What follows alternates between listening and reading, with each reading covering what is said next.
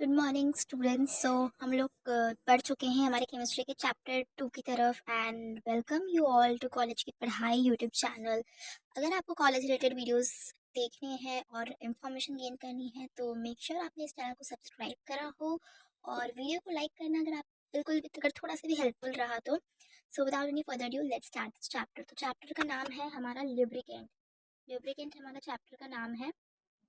Okay, सो lubricant हमारा chapter का नाम है। फिर लुब्रिकेंट की डेफिनेशन हम देखते हैं सबसे पहले। So, तो लुब्रिकेंट एक ऐसा सब्सटेंस होता है जिसको दो मूविंग सरफेसेस के बीच में लगाया जाता है। क्यों लगाया जाता है?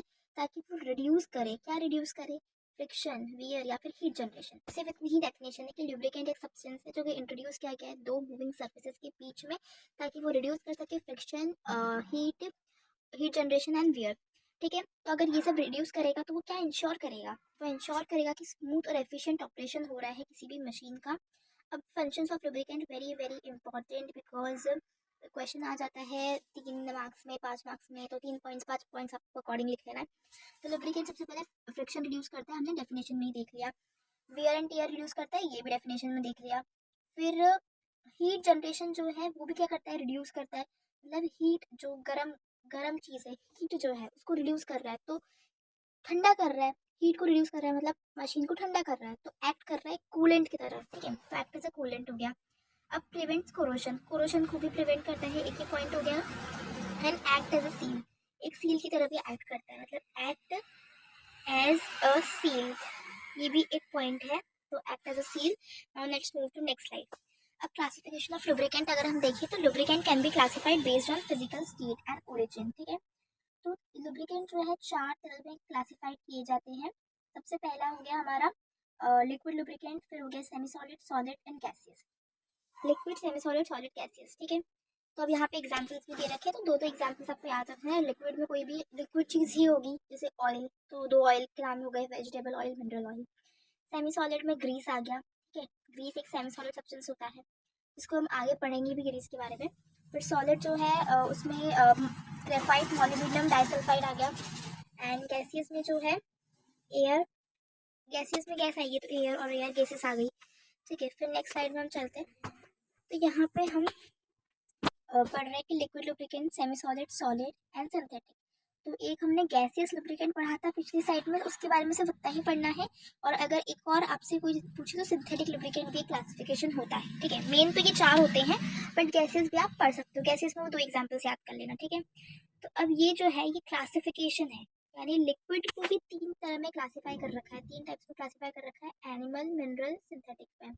सेमी सॉलिड को 4 पार्ट्स में क्लासिफाई कर रखा है, calcium based, soda based, lithium based और एक्सेल बेस्ड। ठीक है, सॉलिड को 5 तरह में कर रखा है, और सिंथेटिक। तो ये आपको याद रखना है कि इसको कितने पार्ट्स में कर रखा है और फिर उनके नाम क्या है। ठीक है, this you have to learn. Next is liquid lubricant. तो अब हमने देखा था लिक्विड लुब्रिकेंट मिनरल, एनिमल और सिंथेटिक में क्लासिफाइड है। तो मिनरल ऑयल जो है उसको यहाँ पे एक्सप्लेन कर रखा है पूरा। तो मिनरल ऑयल जो है वो कैसे होते हैं? पेट्रोलियम बेस्ड लुब्रिकेंट्स होते हैं। ठीक है, उनका सोर्स होता है कि ये fractional distillation of crude oil से ऑब्टेन होते हैं, और एक बार फ्रैक्शनल डिस्टिलेशन कर दिया उसके बाद हम उसका प्योरिफिकेशन करते हैं। और ये मिनरल ऑयल क्या कंटेन करते हैं? तो ये हाइड्रोकार्बन जो है, मिक्सचर ऑफ हाइड्रोकार्बन कंटेन करते हैं। अब हाइड्रोकार्बन जैसे पैराफिनिक, नैप्थेनिक, एरोमेटिक। कैरेक्टरिस्टिक जो कैरेक्टरिस्टिक है कि मोस्ट वाइडली यूज लुब्रिकेंट है, यानी 90 to 95% जगह पे अगर हमें कभी भी मतलब लुब्रिकेंट यूज़ करना होता है तो हम मेजरली जो है ऑयल ही यूज़ करते हैं। लाइक साइकिल में जब आपका चेन निकल जाती है तो आप ऑयल डलवाते हो ना, वो क्या है? एक लुब्रिकेंट है। ऑयल वो लुब्रिकेंट की तरह बिहेव करेगा और फिर स्मूथ जो है चेन को स्मूथली रोटेट होने में हेल्प करेगा। उसके बाद आता है मॉडरेट विस्कोसिटी। ये लिक्विड लुब्रिकेंट की कैरेक्टरिस्टिक्स है कि लिक्विड लुब्रिकेंट जो है उसकी विस्कोसिटी मॉडरेट होती है। देन इनएक्सपेंसिव होता है, चीप होता है। साइकिल में आप डलवाना चाहते हो तो 5 रुपये में लगता है, तो इनएक्सपेंसिव, चीप ही तो है।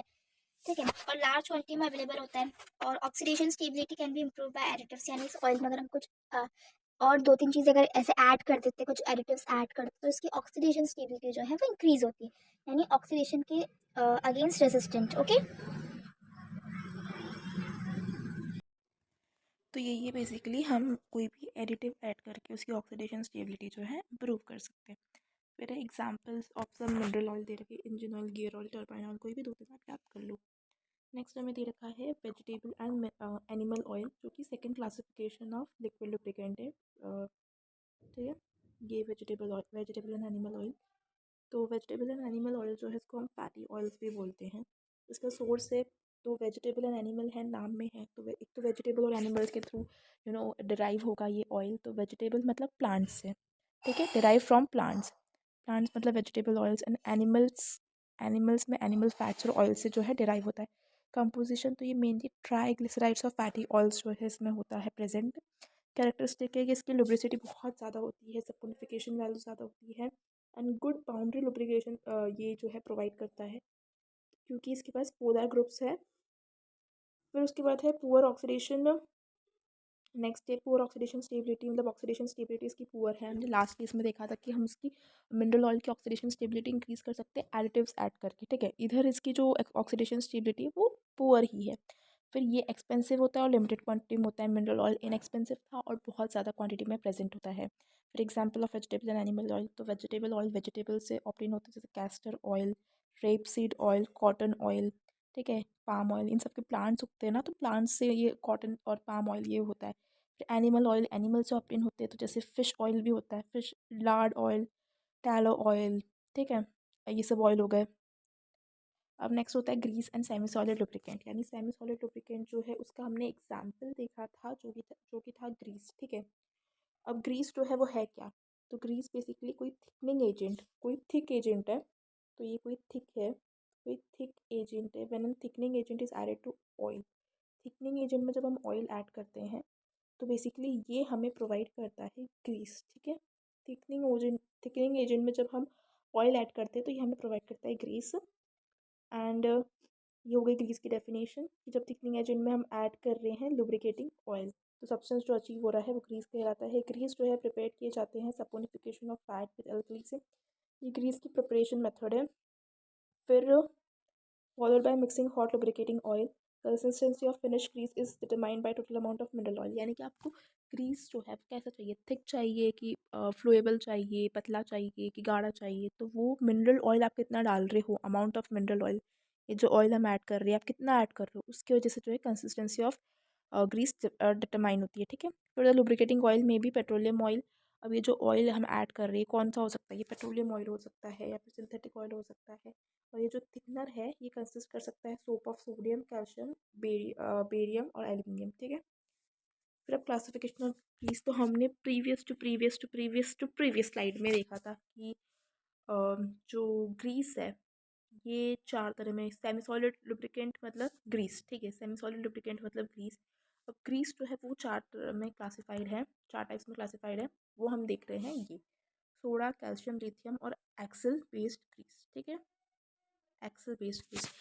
अब इनके ये पॉइंट्स टू रिमेंबर है, ये आपको लर्न करने पड़ेंगे चारों ग्रीस के, ठीक है, पॉइंट्स टू रिमेंबर हैं। तो ये आप डिफरेंस है, मतलब अगर आपसे आ गया कि अ, ऐसा आ गया कि क्लासिफाई द ग्रीस, तो ये चार टाइप्स में क्लासिफिकेशन हो गए। एंड एक्सप्लेन देम, तो एक्सप्लेन देम में आप चार कॉलम्स बना के इनके डिफरेंशिएबल पॉइंट्स लिख सकते हो। जैसे एक तो टेम्परेचर हो गया, सब में डिफरेंस टेम्परेचर हो गया, कहाँ इसका मेल्टिंग पॉइंट क्या है, बॉइलिंग पॉइंट क्या है, कहाँ तक हम इसको यूज़ कर सकते हैं। एक इसका लोड हो गया कि कितना लोड, ये जो है कितने लोड पे कौन सा ग्रीस अप्लाई किया जाता है, ठीक है। फिर वाटर सॉल्युबल हो गया, कौन सा वाटर सॉल्युबल है, ठीक है, और कौन सा वाटर सॉल्युबल नहीं है। तो इस तरह से आप ये पढ़ोगे तो आपको समझ में आएगा। And that's it for this slide, like share subscribe, bye guys. First lecture of our unit 2 lubricant complete हो गया है, और फिर इसके next back to back lectures आएंगे, सेकंड थर्ड फोर्थ। बहुत ही ईजी चैप्टर है, बस आपको याद करना है, एंड समझाने के लिए तो मैं हूँ ही सही। और वीडियो को लाइक शेयर सब्सक्राइब करना। Thank you guys, bye.